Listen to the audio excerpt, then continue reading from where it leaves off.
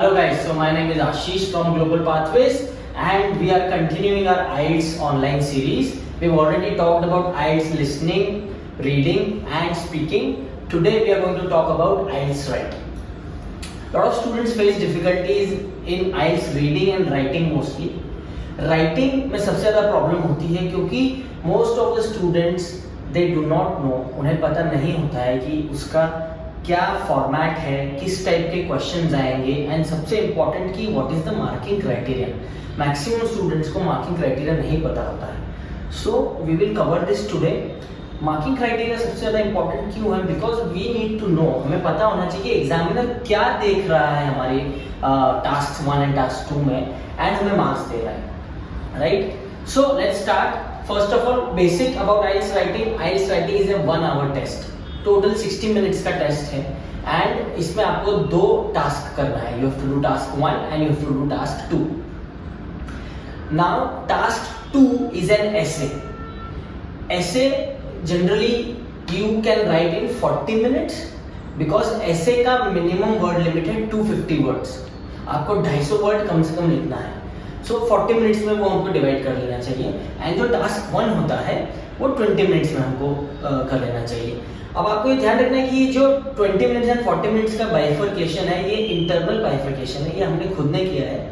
Exam में वो आपको कोई रिस्ट्रिक्शन नहीं है. एग्जाम में वो दोनों टास्क आपको एक साथ दे देते हैं and you have total 60 minutes. अभी आपके ऊपर है कि आप कौन से टास्क को कितना टाइम देते हैं. सो ये हमें डिसाइड करना है and based on IELTS academic and IELTS general task 1 अलग होता है. So basically IELTS academic and IELTS general. So task 1 की अगर हम बात करें तो आइल्स एकेडमिक में एक रिपोर्ट लिखना होता है आपको. रिपोर्ट में आपको बार ग्राफ हो सकता है या लाइन ग्राफ हो सकता है या पाई चार्ट हो सकता है. So this is basically data interpretation type के क्वेश्चन है. सो डेटा दिया है, आपको उसको एक्सप्लेन करना होता है. ये थोड़ा सा डिफिकल्ट होता है because academic IELTS academic is definitely a little bit difficult. Task 1 IELTS general में जबकि एक सिंपल लेटर होता है, right? You have to write an informal और ए फॉर्मल लेटर, राइट? तो ये कंपैरेटिवली थोड़ा सा इजी होता है. टास्क 2 जो है वो दोनों में कॉमन है. You have to write an एसे.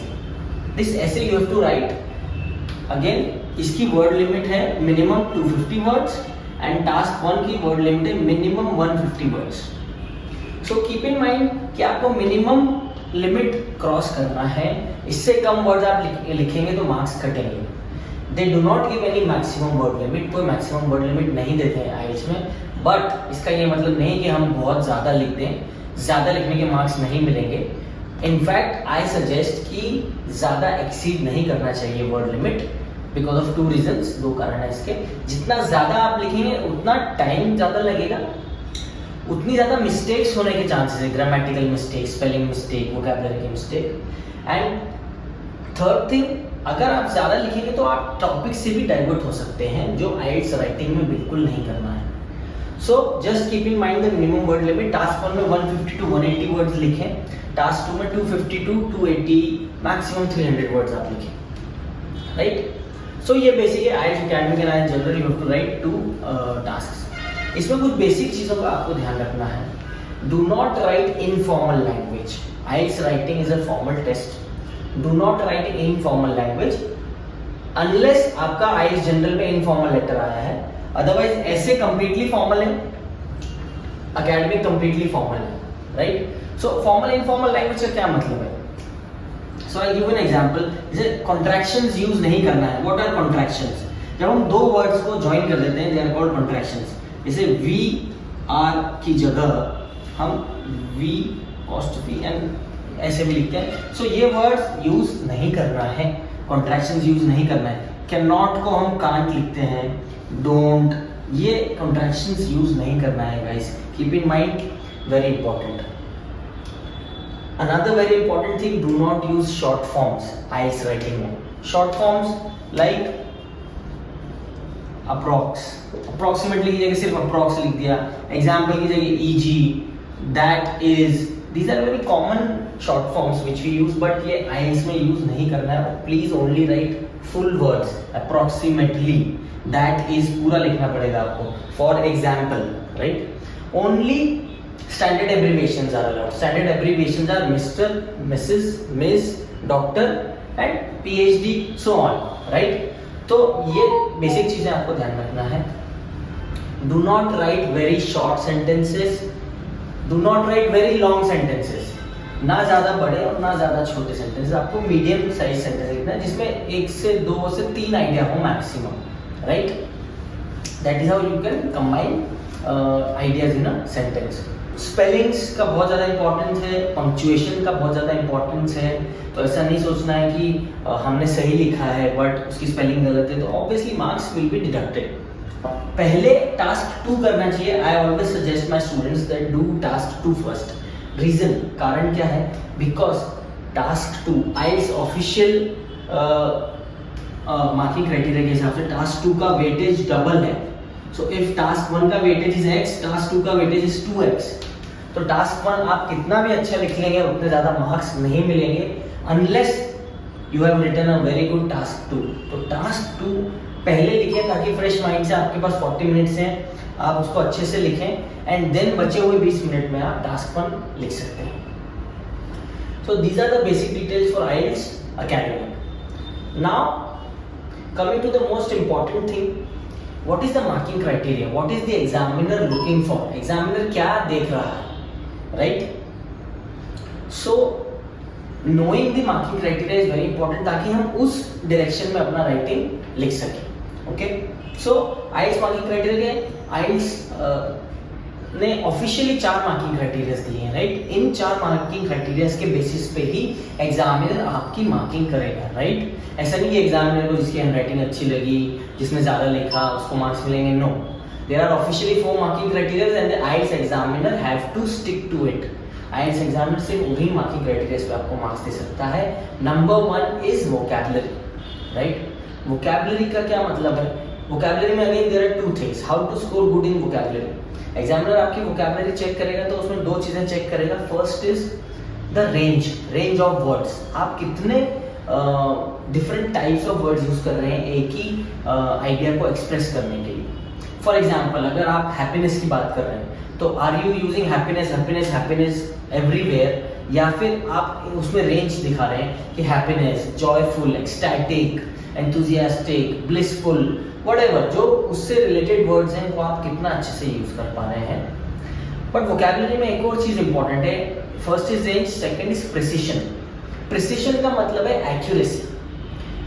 नए वर्ड्स या फैंसी वर्ड्स यूज करने के चक्कर में उनका गलत यूसेज नहीं करना है, बिकॉज वो रेंज के साथ साथ एक्यूरेसी भी चेक करेंगे कि आपने उस वर्ड को कितने सही तरीके से, ग्रामेटिकली कितने सही तरीके से फिट किया है सेंटेंस में, उसका यूसेज सही है कि नहीं. So number 1 vocabulary, 2 things, range and precision. Number 2 is grammar. Grammar is the second official marking criteria. Now what does grammar mean? Again grammar का मतलब है एग्जामिनर देखेगा आपका सेंटेंस स्ट्रक्चर सही है कि नहीं, टेंसेस सही है कि नहीं, पंक्चुएशन सही है कि नहीं, स्पेलिंग सही है कि नहीं. सो प्लीज ध्यान रखें कैपिटलाइजेशन का, फुल स्टॉप, कॉमा एंड आपके टेंसेस का ध्यान रखें, वर्ब्स का ध्यान रखें. सेंटेंस स्ट्रक्चर भी सही होना चाहिए, right? Try and right in active voice mostly. So this is what grammar will be checked. Third marking criteria is coherence and cohesion. Now what is coherence and cohesion? Coherence and cohesion means logical sequencing. अगर उसको simple language में हम समझे तो एक logical होना चाहिए आपका answer. It should be very clear to understand, right? Plus the sequencing should be correct. Sequencing का क्या मतलब है कि व्हेन यू आर राइटिंग तो मेक श्योर कि आपके आइडियाज और आपके सेंटेंसेस में एक कनेक्शन हो, राइट? ऐसा नहीं करना है कि पहले हमने x की बात करी, फिर y की बात करी, फिर वापस से x की बात करी. तो there should be a logical connection and progression. So how do we bring this connection and progression? उसके लिए आपको यूज करना पड़ेंगे connecting verbs, right? Connecting verbs like therefore, while, almost, on the other hand. So ऐसे कई सारे connecting verbs हैं. Plus there has to be a proper format. हमको एक फॉर्मेट फॉलो करके अपना ऐसे लिखना पड़ेगा जिससे सारे आइडियाज कंप्लीटली हम मेंशन कर सकें, step by step, ideas mix match ना हो। क्योंकि क्या होता है, जब हम if we start writing without thinking, अगर हम डिसाइड किए बिना लिखना स्टार्ट कर देते हैं तो हम कुछ लिखते हैं एंड देन सडनली हमें कुछ याद आता है, हम फिर वो ऐड कर देते हैं, देन वो सेंटेंस खत्म करने के लिए हम कुछ और लिख देते हैं, तो the essay goes in a very different direction. वो नहीं करना है आपको। पहले 5 minute you have to do the brainstorming कि what am I going to write, कि मैं क्या लिखूंगा। वो शॉर्ट पॉइंट्स हमको बनाना है फर्स्ट 5 मिनट्स। अगर फर्स्ट 5 मिनट्स आपने वो कर लिए, this is the best trick I am telling you for IELTS writing. First 5 minutes brainstorming, आपने सोच लिया कि आपको क्या लिखना है, तो it will become very easy for you. आप नेक्स्ट 30 मिनट्स में अपना पूरा ऐसे कंप्लीट कर सकते हैं। स्टिल आपके पास 5 मिनट बचते हैं, वो आप रिव्यू कर सकते हैं कि कोई स्पेलिंग तो गलत नहीं है, कहीं पंक्चुएशन मार्क्स तो गलत नहीं है। So that is what you can do. Coming back to the marking criteria, coherence and cohesion, you have to do the logical sequencing. The essay should be clear to understand and it should be logically connected. Fourth marking criteria, the last marking criteria is task achievement. Now, जो fourth marking criteria है वो दोनों task के लिए अलग अलग है। Task 1 के लिए task achievement is your marking criteria and task 2 के लिए task response is your marking criteria.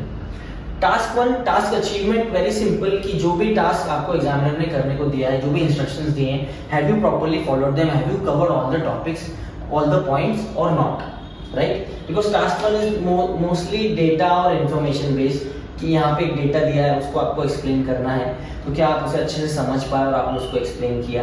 या फिर अगर आई जनरल है तो आपको लेटर लिखना है, तो लेटर में आपने क्या सारे पॉइंट्स कवर किए कि नहीं, so that is task achievement. But the most important marking criteria of IELTS writing, that is task response for task 2.